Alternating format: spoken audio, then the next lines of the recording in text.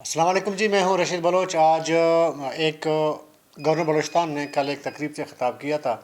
उस पे गवर्नर बलूचिस्तान का जो स्पीच है, जो उसने कमेंट किए, वो आपके साथ ज़िक्र करेंगे और उस पे फिर अपना तजिया रखेंगे कि किस हद तक गवर्नर बलूचिस्तान के इस बयान को सीरियस लिया जाए या इस हकीकत को हमने इसका इदराक करना है, उसके लिए लाएमल क्या तय करना है। लेकिन आगे बढ़ने से कबल आपने हमें सब्सक्राइब करना है, अपना फ़ीडबैक भी देना है। अच्छा जी, गवर्नर बलूचिस्तान ने कल तकरीबन वाइस चांसलर्स की कोई कॉन्फ्रेंस थी, वहाँ पे वो मौजूद थे एज ए चीफ़ गेस्ट। ज़ाहिर है कि 18वीं तरमीम के बाद जो चांसलर हैं, इससे पहले भी गवर्नर चांसलर होता है तमाम यूनिवर्सिटीज़ का, और तमाम सूबों में ऐसा होता है। बलूचिस्तान में अभी नए नए हमारे गवर्नर साहब आए हैं, काफ़ी टाइम के बाद, जो मुझे याद पड़ता है कोई 10-12 साल के बाद कोई पॉलिटिकल बंदा गवर्नर के ओहदे पर है। इससे पहले अगर आप रिकॉर्ड उठा लें ना, 2010-8 के बाद, तो स्पेशली 13 के बाद आपको कोई पॉलिटिकल फिगर का बंदा जो है वो गवर्नर बलूचिस्तान नहीं लगा है।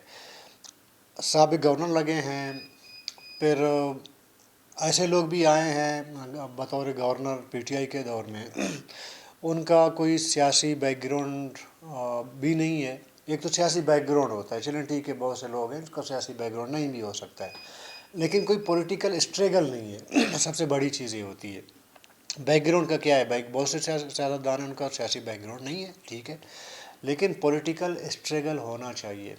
जब तक आप पॉलिटिकल स्ट्रगल के एक प्रोसेस से गुजर के नहीं आते हैं, आपको कोई भी ओहदा दिया जाए, पॉलिटिकल ओहदा दिया जाए, तो उसको सही तरीके से हैंडल नहीं कर सकते। तो काफ़ी अरसे बाद बलूचिस्तान का जो है वली काकड़ साहब हमारे अच्छे दोस्त हैं, अच्छे ताल्लुकदार हैं, वो गवर्नर बने। वक्तन फ़वक्तन वो खुल के बात कर देते हैं, क्योंकि जो पॉलिटिकल वर्कर होता है या पॉलिटिकल फिगर जो होते हैं ना, उनकी जो तरबियत होती है वो टू पॉइंट वो बात करते हैं, डिप्लोमेसी उनमें कम होती है। हाँ, जब सियासत में बहुत गहराई में चले जाते हैं, बहुत से जिम्मेदारियाँ आ जाती हैं वक्तन फ़वक्तन, तो फिर डिप्लोमेसी फिर अपनाते हैं। फिर बात में वो स्ट्रेट फॉरवर्ड नहीं बात करते, और मेरे ख़्याल में स्ट्रेट फॉरवर्ड बात करना बलूचिस्तान के लिए बहुत ज़रूरी है। न सिर्फ बलूचिस्तान के लिए, बल्कि सियासत में आपको स्ट्रेट फॉरवर्ड ही बात करना होता चाहिए। और डिप्लोमेसी वो डिप्लोमेटिक के लिए होता है। आप ज़ाहिर है कि डिप्लोमेटिक का काम कुछ और होता है और पॉलिटिकल पार्टियों का काम कुछ और होता है। तो हम देखते हैं गुज़िश्ता कई सालों से बलूचिस्तान में हमेशा डिप्लोमेटिक बात की जाती है सियासतदानों की जानिब से। सबसे पहले मैं 2-3 लाइन गवर्नर बलूचिस्तान का मैं आपको पढ़ के सुनाऊंगा, फिर उसके बाद इस पर बात करते हैं। अच्छा जी, गवर्नर बलूचिस्तान कह रहे हैं कि वफाक ने बलूचिस्तान को अरबों रुपये दिए, जो यहाँ बैठे लोग कहाँ गए। अच्छा, जब हमारे नुमाइंदे नाअहल हों और वफाक से फिर क्या गिला, ठीक है। सबको मालूम है बलूचिस्तान में क्या हो रहा है। अच्छा, अरबों रुपये के फंड्स लैप्स हो जाते हैं, मगर मरीज़ के लिए एक डिस्प्रिन की गोली तक दस्तयाब नहीं। ये मतलब बॉटम लाइन में आपको बता रहा हूँ, ये गवर्नर बलूचिस्तान के। अगर एक इस स्टेटमेंट को आप देखें तो इसमें मैं तो 100% एग्री करता हूँ कि आप किसी भी हॉस्पिटल में जाएं, आपको वाकई एक डिस्प्रिन की गोली बग़ैर सिफारिश के नहीं मिलती। अगर आपके पास तगड़ा सिफारिश है तो महंगी से महंगी आपको दवाइयाँ मिल जाती हैं, अगर आपके पास सिफारिश नहीं है तो फिर आपको एक डिस्प्रिन की गोली नहीं मिलती। और स्कूलों में जाएंगे, कुछ दिन पहले एक ख़बर सामने से गुज़री थी कि नोशकी में वो जो निसाब की किताबें हैं बच्चों की, मतलब पहले क्लास से लेकर 6 तक, वो निसाब की किताबें बोरियों में वो रद्दी में बेचे गए। जबकि स्कूल दूसरी जानिब जो स्कूल हैं जहाँ पे जब तालीमी साल शुरू होता है तो बहुत से स्कूल इंतज़ार में होते हैं कि उनको बच्चों को, सरकारी स्कूलों की बात कर रहा हूँ, उनको निसाबी किताबें दी जाएं, लेकिन 2-2 3-3 महीने लेट हो जाते हैं। अभी आप अंदाज़ा लगा लें, अगर एक बच्चे के जो है मार्च में स्कूल शुरू होते हैं, उसको आप जाके अगस्त में یا جولائی میں جا کے نصابی کتابیں وہ بھی محدود پیمانے میں پرووائڈ کرتے ہیں، تو پھر وہ 2 3 4 مہینے جو گزر جاتے ہیں تو وہ تو سال تو ضائع ہو گیا۔ ویسے بھی ایجوکیشن میں سال میں تقریباً 6 مہینے پڑھایا جاتا ہے اور 6 مہینے چھٹیاں ہوتی ہیں۔ 3 ساڑھے 3 مہینے تو ویسی سالانہ چھٹی ہوتی ہیں، پھر اس میں ہالیڈیز اور ہفتہ وار چھٹیاں اگر شامل کر لیں تو 6 مہینے ہی رہ جاتے ہیں، اور 6 مہینے میں 3 مہینے تک آپ کو نصابی کتابیں نہیں ملتی ہوں، اور پھر پورا جو ہے آپ نے جو سبجیکٹ ہیں وہ بچوں کو پھر 3 مہینے پڑھانے ہوتے ہیں۔ یہ سرکاری اسکولوں کی بات کر رہا ہوں۔ اسی طرح اگر ہاسپٹل آپ دیکھیں، میں گورنر بلوچستان کے اس اسٹیٹمنٹ کی تائید کر کے میں آپ سے بات کر رہا ہوں۔ آپ اسکولوں میں جائیں، وہاں پہ کہیں پہ چھت نہیں ہے، کہیں پہ ٹیچر نہیں ہیں، کہیں پہ کتابیں نہیں ہیں، کہیں پہ ٹاٹ نہیں ہے، کہیں پہ اسکول کا وجود ہی نہیں ہے، کاغذوں میں ہے لیکن نہیں ہے۔ بلوچستان کے اکثر علاقوں کی، میں بلوچ علاقوں میں زیادہ ظاہر ہے کہ میرا رابطہ رہتا ہے، 60 سے 70 بلکہ 80% اسکول ایسے ہیں وہاں پہ کہیں پہ ٹیچر نہیں ہے، کہیں پہ بکس نہیں ہیں، کہیں پہ بچوں کی انرولمنٹ نہیں کی جاتی ہے، تو اس وجہ سے اسکولیں بند پڑی ہے۔ میں بہت بڑے سیاسی فگر کی بات کر رہا ہوں، اس کا اپنا جو حلقہ جو اب اس کا گاؤں ہے، وہاں پہ ان کی اسکول جو ہے گزشتہ 3 سال سے بند ہے، اور اس کا جو ٹیچر ہے وہ اس علاقے میں نہیں ہے، ایک شہر میں وہ شفٹ ہو گئے ہیں۔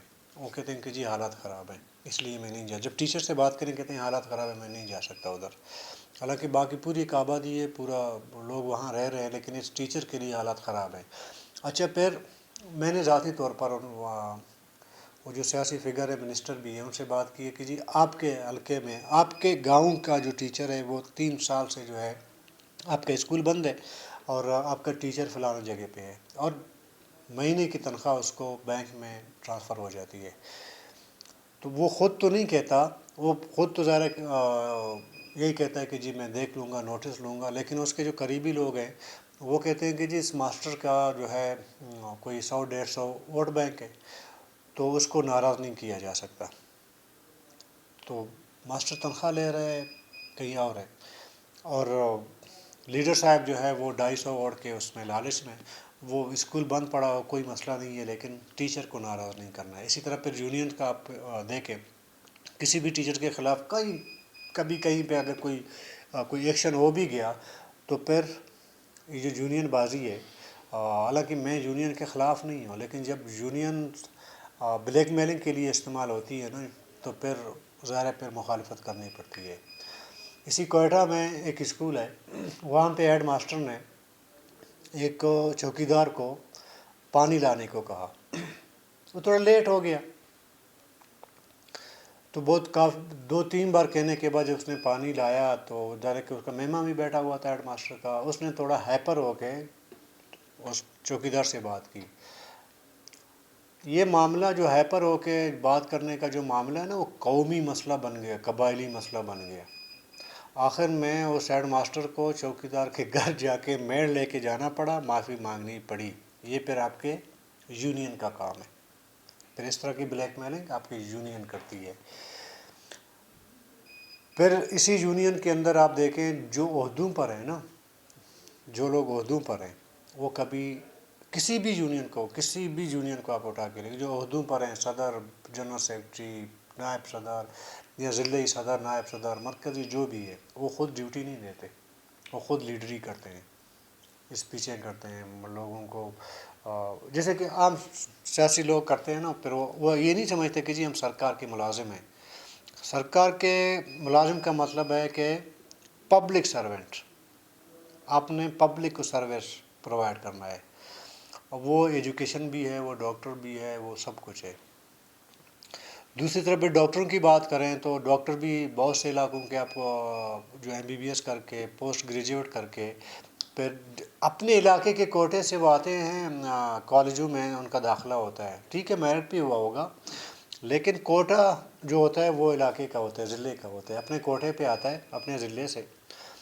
جب وہ فارغ ہو جاتا ہے، اپنا پوسٹ گریجویٹ کر لیتا ہے، جو بھی اس کا مطلب پڑھائی کا جو بھی طریقہ کار ہے وہ کر لیتا ہے، جب فارغ ہوتا ہے تو پھر وہ اپنے علاقے میں نہیں جاتا، وہ تو پھر بڑے شہر کی میں ہی بیٹھتا ہے، وہاں پہ سارے سہولتیں ہیں، آنا جانا ہے، پھر یہی بڑے شہر میں اپنا ایک کلینک کھول لیتا ہے، کسی سینئر ڈاکٹر کے ساتھ وہ لگ جاتا ہے اس کے ساتھ۔ تو پھر اگر اس کو بولو جی اپنے گاؤں کیوں نہیں جاتے، وہاں آپ کے گاؤں میں لوگوں کی ضرورت ہے، آپ کے علاج کی ضرورت ہے، تو وہ ناراض ہو جاتے۔ بہت سے دوست مجھ سے بھی ناراض ہوئے ہیں کہ آپ اس ٹاپک پہ بات نہیں کریں۔ تو یہ صورتحال ہے اوورال معاشرے کی، میں آپ کو بات کر رہا ہوں۔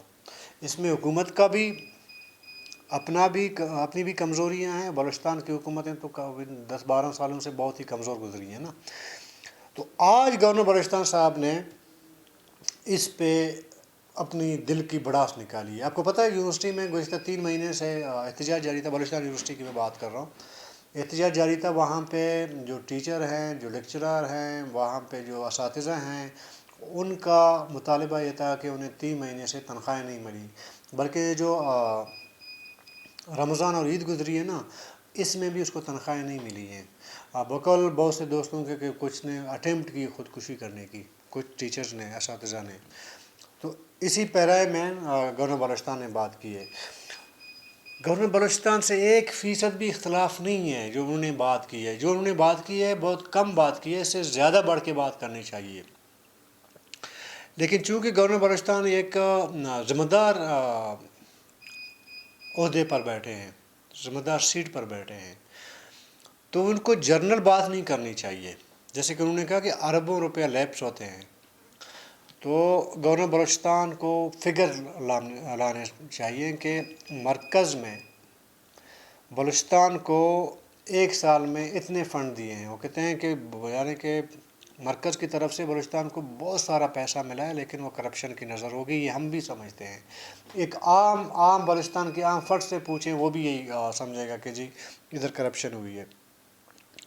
پیسے صحیح جگہ پہ نہیں لگتے، اگر لگتے ہیں تو وہ کرپشن کی نظر ہوتے ہیں۔ وہ جو بھی کام ہونا ہوتا ہے پروجیکٹ، وہ کمپلیٹ نہیں ہوتا، اگر کمپلیٹ بھی ہوتا ہے تو وہ معیاری نہیں ہوتا۔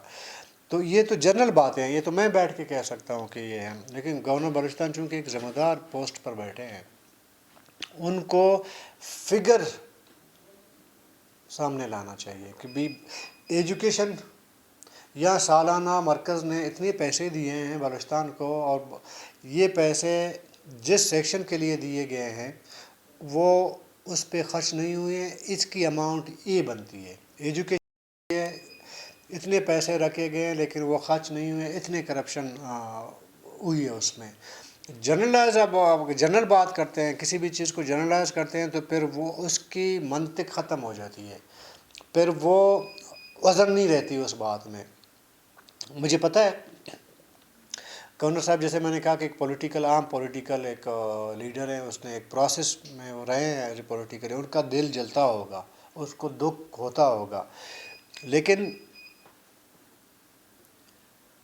پھر اس طرح کا جب بات کرتے ہیں تو اس کو آپ ذمہ دارانہ طریقے سے فگر کے ساتھ آپ جا کے رکھیں گے تو آپ کی بات میں وزن رہ جاتی ہے۔ ویسے عموماً جو ہم سنتے ہیں نا بلوچستان میں، ہر ایک، خواہ وہ سیکٹری ہے، بیوروکریسی ہے، خواہ وہ آپ کے کابینہ ہے، خواہ آپ کے اراکین اسمبلی ہیں، کسی ایک کو بھی آپ مبرہ نہیں سمجھ سکتے کہ یہ اس نے کرپشن نہیں کی ہے، یا بغیر کرپشن کے جو ہے یہ بڑا ایماندار ہے، اس نے کرپشن نہیں کی ہے۔ اگر منطقی بات کی جائے نا کہ اگر یہ ایک سیکٹری کی تنخواہ مثال کے طور پر 3 لاکھ مہینے کا ہے، ایک سیکٹری کی، بیوروکریسی کی بات کر رہا ہوں، 3 لاکھ کا ہے، اس کے اخراجات کو پھر آپ تخمینہ لگا لیں آمدنی کا اور اس کے اخراجات کا۔ اگر اخراجات آپ کے آمدنی سے بڑھ گئے ہیں نا تو اس کا آپ سمجھ لیں کہ وہ سیکٹری کرپٹ ہے، سمجھ لیں 100% سمجھ لیں کہ وہ کرپٹ ہے۔ تو یہ ایک منطقی بات ہے، جب آپ کسی سے بات کرتے ہیں تو ایک مثال آپ دے سکتے ہیں اس کو۔ اسی طرح کسی وزیر کی تنخواہ کتنی ہوگی، مراد کے ساتھ ملا کے اس کی تنخواہ جو ہے وہ اندازاً 4-4.5 لاکھ سے اوپر نہیں ہوگا۔ پھر اسی وزیر کے اخراجات کا آپ تخمینہ لگا لیں، وہ مہینے کا لاکھوں روپیہ، 10-15-20 لاکھ تک جا کے پہنچتے ہیں۔ یہ جو اخراجات میں زیادتی ہے اور آمدنی میں کمی، وہ جتنا بھی آمدنی سے جتنا بھی اماؤنٹ بڑھتا ہے تو اس کا مطلب وہ کرپشن کا ہے. یہ ایک جنرل سائنس ہے، آپ کو میں سمجھا رہا ہوں. لیکن جب میں کسی ذمہ دار عہدے پہ بیٹھتا ہوں تو پھر میں فگر پوائنٹ کر لیتا ہوں. پن پوائنٹ اگر میں کر لوں گا کسی چیز کو نا، پھر اس کا فگر بھی دے دوں گا کہ یہ ایجوکیشن، اس کا سالانہ اتنا بجٹ تھا، اس میں اتنا خرچہ ہوا، اتنا کرپشن کے نظر ہو گئے. اور چونکہ گورنر جو ہے، اب گورنر کے اپنے جو ہے وہ کیا اختیارات نہیں ہوتے. 18ویں ترمیم کے بعد گورنر کا اپنا کوئی اختیار نہیں ہے. صرف ایک دو سبجیکٹ ہیں جیسے کہ یونیورسٹی وفاق سے ڈائریکٹ ریلیٹ ہیں، ان کا چانسلر ہے، اور فنڈ وغیرہ اس طرح کی چیزیں گورنر کے پاس نہیں رہتی ہیں. اس کا اپنا ایک تنخواہ ہوتا ہے، ایک اسٹاف ہے جو بھی اس کا ایک چھوٹا سا جو سیٹ اپ بنا ہوا ہے. اس کے علاوہ گورنر کے پاس نہ کوئی اختیار ہوتا ہے، نہ اس کے پاس کوئی فنڈ ہے، نہ کہیں دے سکتے ہیں. لیکن گورنر صوبے اور مرکز کے درمیان ایک برج ضرور ہوتا ہے، اور نمائندگی وہ مرکز کی ہی کر رہا ہوتا ہے.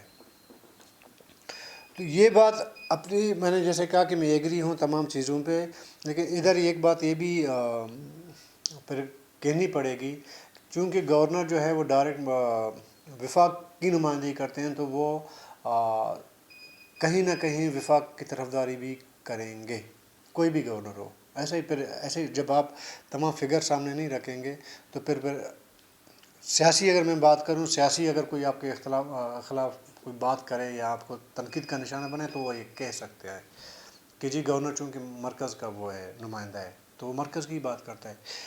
گورنر کو میرے خیال میں چونکہ ایک اچھا موقع ہے، میرا مشورہ ہے گورنر صاحب کو کہ وہ سوئی گیس سے لے کر سائندک تک، پی پی ایل سے لے کر NHA تک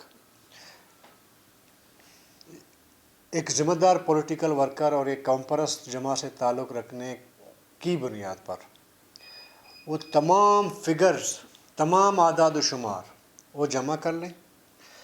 پھر ایک دن آ کے پورے میڈیا کے سامنے وہ رکھ لیں کہ مرکز بلوچستان کا کتنا قرض دار ہے، اور بلوچستان کے یہ جو سیٹ اپ میں بیٹھے ہوئی بیوروکریسی ہے یا اس کی جو ہے عوامی نمائندے ہیں سو کالڈ،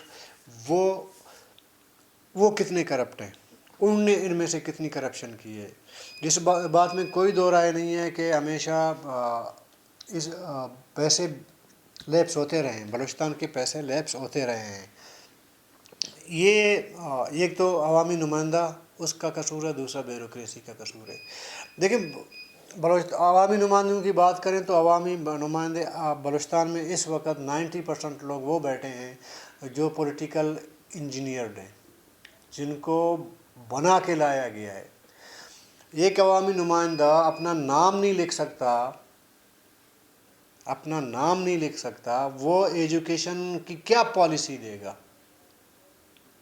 ایک عوامی نمائندہ کو یہ نہیں پتہ کہ پیناڈول کی گولی جو ہے وہ سر درد کے لیے کھائی جاتی ہے، پیٹ درد کے لیے کھائی جاتی ہے، وہ ہیلتھ پالیسی کیا دے گا.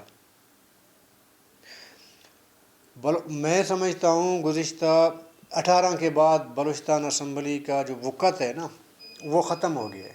ایسے لوگ بیٹھے ہوئے ہیں جو شاید، اگر آپ، میں معذرت کے ساتھ کہ ان کو شاید آپ اپنے کسی سنجیدہ نجی محفل میں نہیں بٹھانے کو تیار نہیں ہوں گے، لیکن وہ بلوچستان کے عوام کی نمائندگی کی بیس پہ اسمبلی کے اندر عوام کی نمائندگی کرتا ہوا نظر آتا ہے. تو پالیسیاں دیکھیں، میں سمجھتا ہوں، میں نہیں، کسی سے آپ پوچھیں، کوئی بھی بندہ پرفیکٹ نہیں ہوتا، کوئی سیاستدان پرفیکٹ نہیں ہوتا، لیکن کہیں نہ کہیں تھوڑا بہت ٹیکنیکل تو ہونا پڑے گا، تھوڑا بہت تو ٹیکنیکل ہونا چاہیے نا. اگر آپ ہیلتھ منسٹری دے رہے ہیں کسی ان پڑھ بندے کو، آپ ایجوکیشن منسٹری کسی ان پڑھ کو دے رہے ہیں جو کبھی اسکول گیا ہی نہیں ہے، اگر بچپن میں کہیں 1-2 سال کے لیے گیا ہو تو اللہ جانے، لیکن وہ پھر ایجوکیشن پہ بیٹھ کے ایجوکیشن پالیسی دے گا. وہ پھر جا کے ان یونین بازی اسٹرانگ کیوں ہوتی ہے؟ بلیک میلنگ، وہ اس لیے ہوتی ہے اس کو پتہ ہے کہ میرا منسٹر ان پڑھ ہے۔ میں ایک مثال، میں کسی کو کرٹیسائز نہیں کر رہا ہوں، پرسنل کرٹیسائز نہیں کر رہا ہوں، یہ حقیقت ہے، اس کو بولنا چاہیے۔ اسی بلوچستان کے دارالحکومت میں آپ کے جو ینگ ڈاکٹرز ہیں وہ 1 سال وہ ہاسپٹل بند کر کے انہوں نے ہڑتال پہ بیٹھے رہے، 1 سال تک، مطلب او پی ڈیز تو 1 سال تک بند تھے، بیچ میں مہینہ 2-3 مہینے تو آپریشن تھیٹر اور ایمرجنسی بھی بند کر دی گئی تھی، کوئٹہ بلوچستان کے لوگوں کو پتہ ہے۔ اچھا، جب ان کے ساتھ مذاکرات ہوئے تو جو ڈیمانڈ ڈاکٹروں نے، ینگ ڈاکٹرز نے، جو پبلک ڈیمانڈ تھے جو رکھے گئے تھے انہوں نے اپنے وہ ڈیمانڈز میں، تو ان کی بجائے جو انہوں نے ذاتی اپنے رکھے تھے کہ جی مراد بڑھانی چاہیے، تنخواہیں بڑھانی چاہیے، وہ بڑھانے میں کامیاب ہو گئے ہیں۔ باقی جو پبلک سے ریلیٹڈ، یعنی کہ فرنیچر نہیں ہے، دوائیاں نہیں ہیں، یہ نہیں ہے، مشین نہیں ہے، فلانا نہیں ہے، تو وہ ڈیمانڈ جو ہے وہ اپنی جگہ آج بھی پڑا ہوا ہے، مطلب وہ نہیں ہو سکا حکومت سے، لیکن مراد، اور وہ خود وزیر صحت نے آ کے اوپنلی کہا کہ جی اندرونی خانہ ہے، ہم سے بیٹھ کے کہتے ہیں ہماری تنخواہیں مراد بڑھا دیں، اور پبلک کے اندر میڈیا کے سامنے کہتے ہیں کہ جی اسپتالوں میں سہولیات نہیں ہیں۔ اس کے لیے میرے خیال میں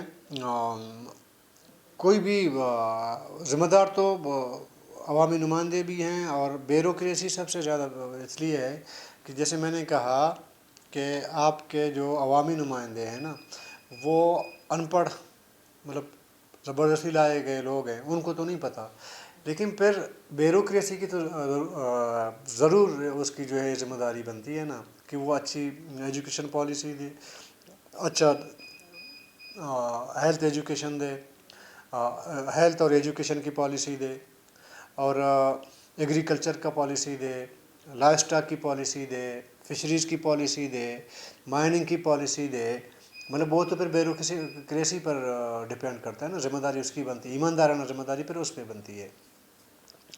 لیکن بیوروکریسی خود ہی نہیں کام کرتی، اس کو پتہ ہے کہ جی یہ ایک ان پڑھ گوار جو ہے میرا منسٹر ہے، اس کو میں باتوں میں یا فگرز میں ادھر ادھر میں اس کو ٹگا سکتا ہوں۔ پھر منسٹر کا سب سے بڑا آپ کو پتہ ہے جو ٹارگٹ کیا ہوتا ہے کہ مجھے جو بھی جس طرح کے فنڈ یا آ جائیں، کوئی پروجیکٹ چل رہا ہو، کوئی بھی پروجیکٹ آپ لانچ کریں گے، منسٹر کا باقی کسی چیز سے کوئی سروکار نہیں ہوتا، اس کا صرف ایک چیز پہ سروکار ہے کہ میری کمیشن کتنی ہے، 8% ہے، 10% ہے، 12% ہے، 15% ہے، وہ اپنا پرسنٹیج سیکٹری کے ساتھ بیٹھ کے سیٹ کر دیتا ہے۔ باقی باڑ میں گیا پالیسی، باڑ میں گیا وہ جو پروجیکٹ ہے اس کی جو ہے وہ معیاری ہونے نہ ہونے کا، شفاف ہونے نہ ہونے کا، وہ باڑ میں گیا۔ یہی وجہ ہے آج گورنر بلوچستان کو بھی رونا پڑ رہا ہے۔ اور یہ ایک بات اور میں بتاؤں، گورنر صاحب کی اپنی پارٹی ایک فرینڈلی اپوزیشن کا کردار ادا کر رہی ہے، تو یہ ذمہ داری پھر گورنر بلوچستان کی پارٹی کے لوگوں پر بھی عائد ہوتی ہے، تو وہ بھی آواز اٹھا لیں، اسمبلی کے اندر اٹھا لیں، اور فگر پوائنٹ کر لیں کہ یہ فگر ہے، ثنا بلوچ دیکھیں، باقی تمام چیزوں پہ فرائض مطلب بول رہا ہوتا ہے، پالیسیز پہ نہیں بولتا۔ اس کی وجہ کیا ہے؟ کیونکہ جب ایک بندہ خود جا کے 3-4 ارب کا جو ہے پروجیکٹ اپنے علاقے کے لیے لے کے گیا، اس سے کوئی پوچھنے والا نہ ہو، وہ کسی اور سے کیا پوچھ سکتا ہے؟ تو یہ مواخذہ سب کا ہونا چاہیے۔ میں گورنر صاحب سے بالکل ایگری کرتا ہوں کہ یہ مواخذہ سب کا ہونا چاہیے، اور بطور ایک ذمہ دار مرکزی نمائندے کے وہ تمام فگرز لا کے کم سے کم میڈیا کے سامنے، پبلک کے سامنے رکھ لے کہ یار یہ آپ کے عوامی نمائندوں کا حال ہے، یہ ذمہ داری تھی، اور یہ کرپشن ہوئی، ادھر بدعنوانی ہوئی ہے، تو یہ ایک ذمہ داری بنتی ہے۔ جنرل بات کرنے کو کوئی اہمیت نہیں دیتا، کوئی جنرل بات کی کوئی وزن بھی نہیں ہوتی۔ اچھا جی، آخری تھوڑا سا 1-2-4 الفاظ میں بولوں گا، پھر وقت زیادہ ہو گیا۔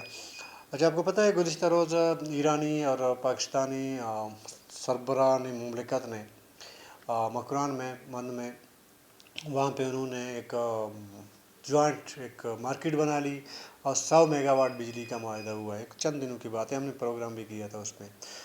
اس کے چند دن بعد یہ آج کی خبر ہے کہ جو سیستان بلوچستان ہے، سراوان، وہاں پہ مسلح افراد نے ایرانی سیکورٹی فورسز کے 6 اہلکاروں کو ہلاک کر دیا اور ان کا مسلح بھی لے کے گئے۔ تو اس کو وہ جو معاہدہ ہوا اور اس حملے کو آپس کا اگر تجزیہ کیا جائے نا، کہیں نہ کہیں کوئی سیکوینس اس کی بنتی ہے۔ تو جیسے جب بھی اس طرح کے معاملات بنتے ہیں تو پھر اس طرح کے واقعات بھی ہوتے ہیں۔ یہ بھی پھر پالیسی سازوں کو اس پر بھی تھوڑا سا دھیان دینا چاہیے، کیونکہ عوام کے لیے تو ایران بارڈر 2-3 سالوں سے جو ہے وہ تو بند کر دیا گیا ہے۔ آزادانہ آپ وہاں پہ تجارت نہیں کر سکتے۔ آپ اس کو سمگلنگ کہتے ہیں، میں تجارت کہتا ہوں، وہ نہیں کر سکتے۔ ایک ٹوکن سسٹم آپ نے شروع کیا، اس میں جو 62 لوگ تھے وہ اربوں پتی بن گئے۔ جو لوگ نارمل اپنی کاروبار کر کے 2 وقت کی روٹی کماتے تھے وہ جو ہے نان شبینہ کے محتاج ہو گئے، 2 ٹائم کی روٹی کے وہ محتاج ہو گئے۔ آپ کے پھر ٹوکن سسٹم نے یہ دیا، کیونکہ کوئی بھی پالیسی بنتی ہے وہی پھر پالیسی آتی ہے نا، ہر جگہ پھر میٹر پھر پالیسی کرتی ہے۔ تو یہ تو ہم نے بات کی ایجوکیشن پالیسی، ہیلتھ پالیسی، وہ تو سول لوگوں کی ہے، فلانا ہے۔ ادھر جو بارڈر ایریا ہے ادھر تو ہمارے باقی بھائی لوگ جو ہے وہ پالیسیاں بناتے ہیں، ان کی پالیسی بھی پھر ایسی ہی ہوتی ہے، مطلب ٹمپریری پالیسی ہے۔ اگر یہ ٹوکن سسٹم شروع بھی کیا تھا تو اس کے آگے پیچھے دائیں بائیں اس کو یہ تو معلوم کر لینا چاہیے تھا کہ اس کے منفی اثرات کیا پڑ سکتے ہیں، جو مثبت اثرات ہیں وہ کیا پڑ سکتے ہیں۔ ایک بات ضرور ہوئی ہے، جو 62 لوگ ہیں ان کے لیے کمانے کا ایک اچھا ذریعہ پیدا ہو گیا ٹوکن، اور جو لوگ عام لوگ تھے جو پہلے آزادی سے اپنی مرضی سے اپنی محنت سے 4 پیسے کماتے تھے، اس کے لیے ٹوکن سسٹم نے وہ کمانے کا ذریعہ بھی بند کر دیا۔ کسی کو مہینے میں 1 ٹرپ دیا جاتا تھا کہ اور اس میں چند پیسوں کا جو ہے اس کا منافع ہوتا تھا۔ دوسری طرف 62 لوگ دن میں 50 گاڑیوں کے ٹوکن لے کے جو ہے وہ ٹرپیں لگاتے تھے، اور دن میں 50 لاکھ روپے ان کی انکم ہوتی تھی۔ ابھی بھی ہے، سنا ہے کہ ابھی جو وزیر اعظم آئے تھے آپ کے جو جوائنٹ مارکیٹ کی جو ہے وہ افتتاح ہوئی تھی اور وغیرہ، اس میں انہوں نے کہا کہ جی ہم ٹوکن سسٹم بند کر لیں گے۔